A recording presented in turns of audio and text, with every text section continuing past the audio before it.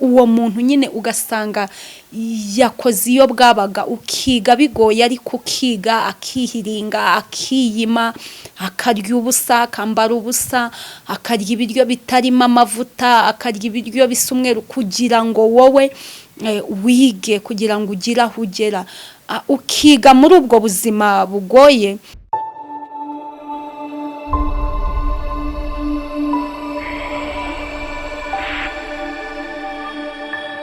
Mana data wa twese ndagushimye ndakunezerewe aya masaha ushimiye ko ukindinze ushimiye ko ukirinze abanyarwanda izina ryawe ryiza nirihabwa icyubahiro ngushimye ko ukirinze umuryango nyarwanda ubihererwa icyubahiro. Mana ndakwinginze ngo ukomeze kutugirira neza no kutwitaho urinde buri muryango wese uri imbere yawe urinde buri muryango wese w'abanyarwanda utugirire neza muri ibibazo byose biri mu muryango kora iby'imbaraga kuko uri Imana tubaha amahoro. Urakoze ushimwe kubyumvise tubisabye twizeye mu izina rya Data n'Umwana n'Umwuka Wera amen.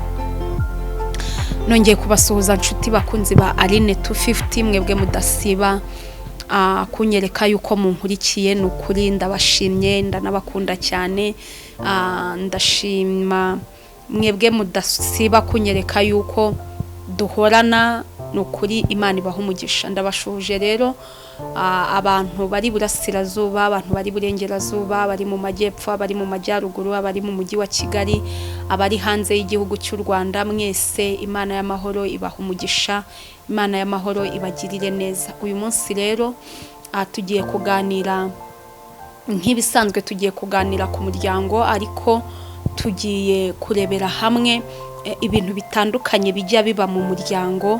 Hari ukuntu mu muryango nawe ushobora kuhita ubyibuka hari ukuntu ahanini umuntu aba yaravukiye mu cyaro ukavukira mu cyaro wenda tuvuge iwanyu ntibifashije cyangwa se baranifashije bijya bibaho ariko bakagufasha wowe unkurikiye bakagufasha cyangwa se n'undi bakamufasha mu bushobozi buke bafite ugasanga wize bigoranye wize ari imbaraga nyinshi bagutakazaho rimwe na rimwe njya mbyibuka hari ukuntu umwana yajyaga kwiga nko muri interina ugasanga kugira ngo abashe kujya kwiga ni ukugira ngo bagurishe ihene se ni ukugira ngo bagurishe inka se bitewe ese ni ukugira ngo bagurishe umurima bitewe n'ubushobozi bwabo ugasanga bibatwara imbaraga nyinshi cyane ugasanga ibyo bejeje byose nimba ari ibishyimbo bashyize ku isoko kugira ngo ubashe kubona minerevare ikujyana ku ishuri ugasanga nimba barahinze ibijumba mu gishanga byose bakuye bajyanye ku isoko kugira ngo agerageze nimba ari mama wawe nimba ari ukurera nimba ari mukuru wawe ufite wenda nta babyeyi ufite nimba ari nyogokuru wawe se uwo muntu nyine ugasanga yakoze iyo bwabaga ukiga bigoye ariko ukiga akihiringa akiyima akarya ubusa akambara ubusa akarya ibiryo bitarimo amavuta akarya ibiryo bisa umweru kugira ngo wowe wige kugira ngo ugire aho ugera ukiga muri ubwo buzima bugoye ukarangiza sogonderi ukayirangiza. Nyuma yo kuyirangiza hari igihe wiga kaminuza ariko hari n'igihe utabasha gukomeza kaminuza ugashaka akazi kubw'amahirwe ukanakabona. Icyo gihe ahanini umwana nk'uwo muri mayindi yiwe abavuga ati nimbona akazi nzita kuri mama nimbona akazi mukuru wanjye yarampangayikiye nzamufasha ibintu byose yankoreye. Icyo gihe uba wumva nubona akazi ukabona amafaranga mbega uba wumva hari ukuntu nyine uzabigenza ariko kumare kubona akazi ako washakaga urakabonye wenda akaguhemba makeya ariko urakabonye cyangwa se rimwe na rimwe wisanze wenda nimba wari uri nko mu cyaro cyangwa se wenda wari uri ni Kigali nabyo bibaho ukajya ku ishuri ari uko intebe mu nzu bagurishije cyangwa se ari uko mbega ubona biyimye ukavuga ati ningira aho ngera nimbona amafaranga nimbona akazi nzakoresha uko nshoboye uburyo bwose bushoboka kugira ngo nite kuri famiye yanjye, kugira ngo nite ku muvandimwe wanjye, kugira ngo nite ku muryango wanjye. Ariko ejo cyangwa ejo bundi wamara kubona ka kazi, wamara gufatisha ubuzima, bya bindi watekerezaga byose ukabyibagirwa, noneho ukahita urwana no kubaka ubuzima bwawe. Ya esikariye watambutse, hahandi hakubereye esikariye ugenda uzamukiraho kugera aho ugeze aho ntuhibuke, ahubwo ukahita uvuga uti ndakora iki ngo ntere imbere, ndakora iki ngo ngire aho ngera. Rimwe na rimwe bibaho kenshi, byashoboka ko nawe hari aho ubizi cyangwa nawe ubwawe byarakubayeho.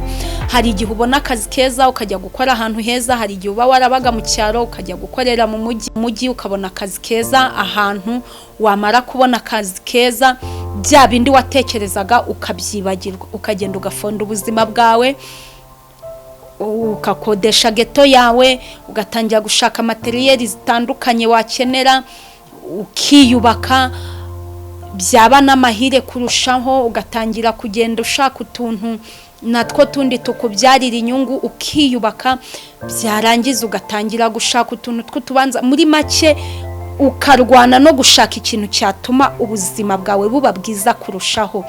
Rimwe na rimwe hari igihe bibaho wa wundi wakubereye esikariye, wa wundi wakubereye urwego, wa wundi wakubereye ingazi uzamukiraho. Rimwe na rimwe hari igihe ibibazo, murabizi ko ibibazo bibaho, cyangwa se ibibazo n'ibisubizo birasimburana. Hakaba igihe hagize ikibazo runaka cyangwa se impamvu runaka ituma gukenera, akavuga atari ko nubwo mfite iki kibazo, mfite umwana wanjye wize kandi afite akazi, nubwo mfite iki kibazo, mfite umuvandimwe narihiye kandi afite akazi, nubwo mfite iki kibazo, mfite mwene mama kandi ufite akazi. Nubwo bimeze gutya, ashobora no kuba ataragufashije, ariko ari umuvandimwe, ari inshuti, ari umuntu wawe, akavuga ati kamuhamagare, mfite ikibazo cy'ibihumbi 50 kandi nukuri ntiyabura ubushobozi bwo kugikemura. Mfite ikibazo cy'ibihumbi 100 kandi ntago yabura kugikemura. Mfite ikibazo cy'ibihumbi 10, mfite ikibazo cy'ibihumbi 5, ese mfite ikibazo cy'ibihumbi 500, kandi bitewe n'ubushobozi bwiwe naho Imana imugejeje ndibaza atabura kumfasha. Kenshi rero iki kibazo dufite mu muryango w'uyu munsi, hari igihe aba ari wowe yizeye ko uri bumufashe, yaguhamagara ukibona ko yiwe. Ntiwibuke za mvune yagize ku bwawe, ntiwibuke umuhangayiko yagize ku bwawe, ntiwibuke amasengesho yasenze ku bwawe. Ibyo byose ntubyibuke, ahubwo ukahita utangira gutekereza, ubagiye kumbwira ibibazo, ubagiye kumbwira ibi, ubagiye kumbwira ibi, ubagiye kunjyana muri ibi, ubu nta kindi agiye kumbwira n'amafaranga, ubu nta kindi agiye kumbwira ni ibiki.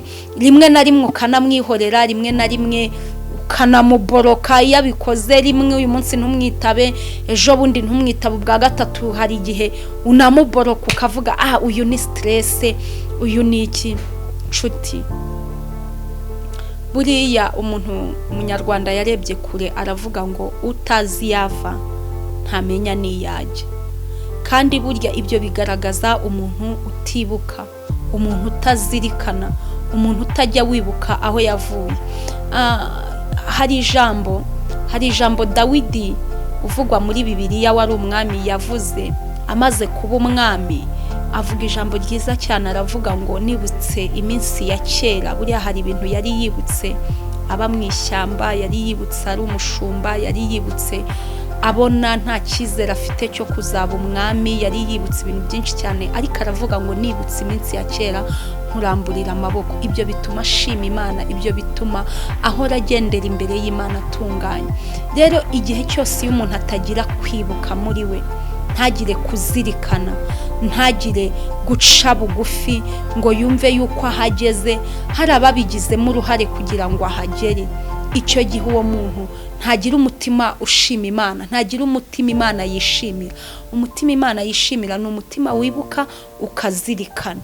None se nshuti yanjye, iyo uwo muvandimwe aguhamagaye, iyo uwo mubyeyi aguhamagaye, wa wundi wihirinze, wa wundi wariye ubusa ukanga kumwitaba, mu mutima wawe mu mutima wawe wenda nta n'ikibazo ugira, nta n'umutima ugucira urubanza, ariko ndagira ngo nkubwire yuko ibyo ukora ntago ariko byakagombye kugenda.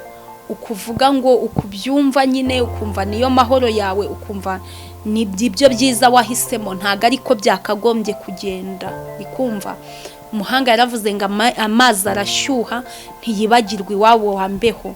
Ntago wakagombye kwibagirwa esikariye wuririyeho uzamuka, ntago wakagombye kwibagirwa abantu biyimye bakarya ubusa bakambara ubusa kugira ngo ugere aho ugeze aho ngaho. Ntago wakagombye kwirengagiza inama zabo, ntago wakagombye kwirengagiza umwanya wabo, ntago wakagombye kwirengagiza amasengesho basenze hejuru yawe. Ibyo ni ibintu wakagombye kuzirikana, ibyo ni ibintu wakagombye guhora utekereza, ibyo ni ibintu byakaguhoze ku mutima, ahubwo ugahora uvuga uti nakora iki kugira ngo mbiture neza bangiriye, nakora iki kugira ngo babone yuko ibyo bakoze bataruhiye ubusa, nakora iki mu gihe banshoboje kugera aho ngeze uyu munsi, nge nakora iki ngo nanjye ngira aho mbakura naho mbageza mu bushobozi bwanjye buke. Ni inama nakugiraga, kuyubahiriza byakugirira umumaro, byatuma urushaho kubona umugisha, haba mu byo ukora no mu byo utekereza ndetse no mu byo werekezaho amaboko yo byose. Imana y'amahoro ibaha umugisha. Wowe utarakora subscribe n'ukuri ujye ubasha gukurikirana ibiganiro byacu, cyane ko ari ibiganiro byibanda ku muryango, byagira aho bigukura naho bikugeza. Imana y'amahoro ibaha umugisha. Reka dushime Imana ku bw'aka kanya, tunayiragize muri byose. Mana data wa twese turagushimye kubw'uyu mwanya uduhaye. Mana tukweretse ikibazo cyugarije imiryango, abantu benshi bihugiyeho, abantu benshi bariyimye kugira ngo bafashe ababo kugira aho bagera, mu gihe bahageze barabibagirwa. Ariko ndakwinginze ngo ugire icyo ukora mu mitima yabo bose, ukora iby'imbaraga kuko urishobora byose.